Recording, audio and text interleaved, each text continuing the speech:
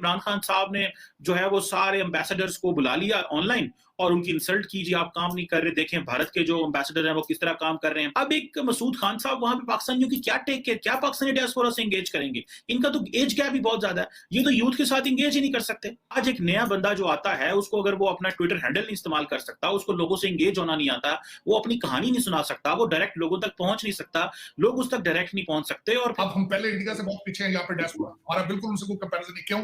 हमारी माइग्रेशन यहाँ पे हुई इकोनॉमी बेस पे, उनकी माइग्रेशन हुई एजुकेशन बेस पे। उनसे पूछा जाए डेमोक्रेट रिपब्लिकन पार्टी के स्पेलिंग नहीं आते उनको पूछा जाए तुम्हारा कांग्रेसमैन कौन है, उनको पता नहीं।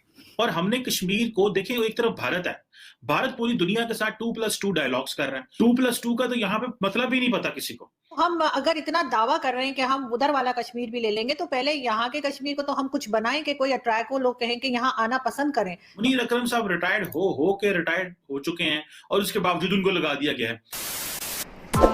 Press the bell icon on the YouTube app and never miss another update.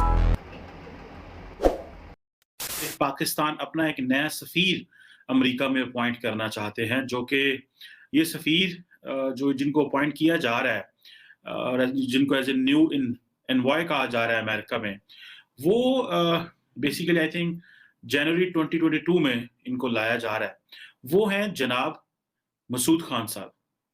और मसूद खान साहब जो हैं वो आज़ाद जम्मू एंड कश्मीर के प्रेसिडेंट के तौर पे भी काम करते रहे हैं। लेकिन ये बहस यहाँ पे ये छिड़ रही है कि ये क्योंकि अब काफी बूढ़े हो चुके हैं, रिटायरमेंट के बाद भी इन्होंने काफी टाइम गुजार दिया है, यानी कि अगर एक सदर किसी मुल्क के सदर को किसी जगह एम्बेसडर लगा दिया जाए तो वैसे ही बड़ी ये बुरी बात है कि सदर को एम्बेसडर लगा देना।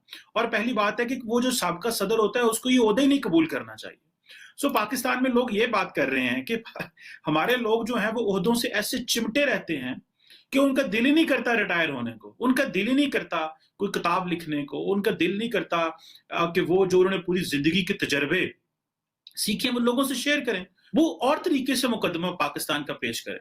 लेकिन यहाँ पे जो मसूद खान साहब हैं, अब उन्होंने अभी 5 साल जो है वो एज ए प्रेसिडेंट एजे के कंप्लीट किए हैं और अभी उनको जो वो कहा जाता है ना कि अगर तो ऐसे ही है कि आप आर्मी चीफ को एक बटालियन का कमांडर जो है ना वो तैनात कर दें एक, और वो भी रिटायरमेंट के बाद। और हमने कश्मीर को देखें, एक तरफ भारत है, भारत पूरी दुनिया के साथ 2+2 डायलॉग्स कर रहा है, 2+2 मीटिंग्स, पूरी जो क्वाड ग्रुप है उस सारे क्वाड ग्रुप के साथ ऑलमोस्ट उनका 2+2 डायलॉग हो रहा है। 2+2 मीन्स कि उनके जो फॉरेन मिनिस्टर हैं और जो डिफेंस मिनिस्टर हैं वो इंगेज होते हैं। हमारा किसी पाकिस्तान का किसी मुल्क के साथ भी 2+2 डायलॉग नहीं है। 2+2 का तो यहाँ पे मतलब ही नहीं पता किसी को। और उधर वो भारत के जो फॉरेन मिनिस्टर हैं, डिफेंस मिनिस्टर हैं, भले अमेरिकन हो, ऑस्ट्रेलियन हो, जापानीज हो, सबके साथ 2+2 जो है वो एक उनका चल रहा है। और हमारे जो एम्बेसडर्स होते हैं, इसी तरह यूएन में भी पाकिस्तान ने मुनीर अकरम साहब को लगाया। मुनीर अकरम साहब रिटायर्ड हो चुके हैं और उसके बावजूद उनको लगा दिया गया है। ये क्या वजह है कि पाकिस्तान यंग लोगों पे या जो कैरियर डिप्लोमेट्स हैं उन पे इतना क्यों ट्रस्ट नहीं करता? क्यों हम लोग इवन रिटायर्ड लोगों को लगा देते हैं? जो मेरा तजर्बा है रिटायर्ड लोगों को देखने का डिफरेंट बड़ी पोजीशंस में, वो नॉर्मली वो स्टेटस को के हामी होते हैं, वो कोई इनोवेशंस नहीं करते क्योंकि उनका काम होता है बस मैंने अपना टेन्योर कंप्लीट करना है। Same is with the Masood Khan साहब, ये चले जाएंगे तो ये क्या कर लेंगे वहां पे? इनका एक देखिए ये भी एक बैगेज होता है। अब एक बंदा है ही कश्मीर का सदर रहा है, एक बंदा ऑलरेडी रिटायर्ड डिप्लोमेट है, तो इनका तो पूरी दुनिया को पहले ही पता है कि ये किस माइंडसेट से आ रहे हैं, इनकी अप्रोच क्या होगी, ये ऐसा क्या नया कर पाएंगे, कोई ऐसी चीज जो क्या पाकिस्तान में यंग लोगों की कमी है? कहते हैं कि हमारी जगह पे रिटायर्ड लोगों को लगा दिया जाता है और जो रिटायर्ड लोग हैं उनका बस अपना जिंदगी होती है, वो एक जिन्हों पंजाबी कहते हैं आखिरी झूटा लैन आ रहे हैं, वो झूठा लैन आ रहे होते हैं आखिरी, बस ठीक है वो ताल्लुकात की बेस पे 3-4 साल वो आज कहीं और भी एम्बेसडर लगा देंगे। और ये जो पॉलिटिकल अपॉइंटीज होते हैं, ये जो एक चीज है मैं तो समझता हूं कि इसका फॉरेन ऑफिस को भी नुकसान होगा, इसका पाकिस्तान की डिप्लोमेसी को भी नुकसान होगा, इसका पाक अमेरिका ताल्लुकात के हवाले से भी नुकसान होगा। और अगर आपको याद हो कुछ महीने पहले इमरान खान साहब ने जो है वो सारे एम्बेसडर्स को बुला लिया ऑनलाइन और उनकी इंसल्ट कीजिए, आप काम नहीं कर रहे। देखें भारत के जो एम्बेसडर हैं वो किस तरह काम कर रहे हैं। भारत के एम्बेसडर तब काम करते हैं जब आप उन लोगों को सही ऑन मेरिट अपॉइंट करते हैं। जब आप खुद ही एक रिटायर्ड बंदा है जिसने फॉरेन सर्विस से रिटायरमेंट ले ली है और जो 5 साल आजाद कश्मीर का सदर रह चुके हैं, अब एक मसूद खान साहब वहां पे पाकिस्तानियों की क्या टेक केयर, क्या पाकिस्तानी डियास्पोरा से एंगेज करेंगे? इनका तो एज गैप भी बहुत ज्यादा है, ये तो यूथ के साथ एंगेज ही नहीं कर सकते। कल को देखिए अमेरिका के अंदर पाकिस्तानी यूथ बहुत ज्यादा जो बिजनेस करते हैं, जो काम करते हैं, जो आगे जो बड़ी बड़ी जगहों पे जो इंगेज हैं, मसूद खान साहब उनके साथ किस तरह इंगेज करेंगे? ये तो वही पुराने बाबों के साथ, या समझते हैं कि इनका बहुत ज्यादा एक्सपीरियंस है, तो आप उनको एज ए एक्सपीरियंस पर्सन उनसे एडवाइस ले सकते हैं, इनको एज एन एडवाइजर रख सकते हैं फॉरेन ऑफिस का। आजकल तो डिजिटल डिप्लोमेसी का जमाना है। खान साहब तो अपना शायद ट्विटर अकाउंट भी ना रखते होंगे, इनको तो ये भी नहीं पता होगा। देखें ये जो बंदे होते हैं जो फॉरेन, और ये जो पुराने ओल्ड गार्ड है, ये देखें ना 70s में कहीं भर्ती हुए होंगे, इन्होंने 35-40 साल फॉरेन ऑफिस गुजार दिया, तब तो ना टेक्नोलॉजी भी नहीं थी, कुछ भी नहीं था। आज एक नया बंदा जो आता है, उसको अगर वो अपना ट्विटर हैंडल नहीं इस्तेमाल कर सकता, उसको लोगों से एंगेज होना नहीं आता, वो अपनी कहानी नहीं सुना सकता, वो डायरेक्ट लोगों तक पहुंच नहीं सकता, लोग उस तक डायरेक्ट नहीं पहुंच सकते। और फिर जब आपको पता हो कि मैं साबिक सदर रहा हूं, मैं एम्बेसडर रहा हूं, तो वो तो एक और बिगड़े दिमाग से इंसान वैसे ही कहीं पहुंचता है। थोड़ा सा पाकिस्तान की हुकूमत को सोचना पड़ेगा।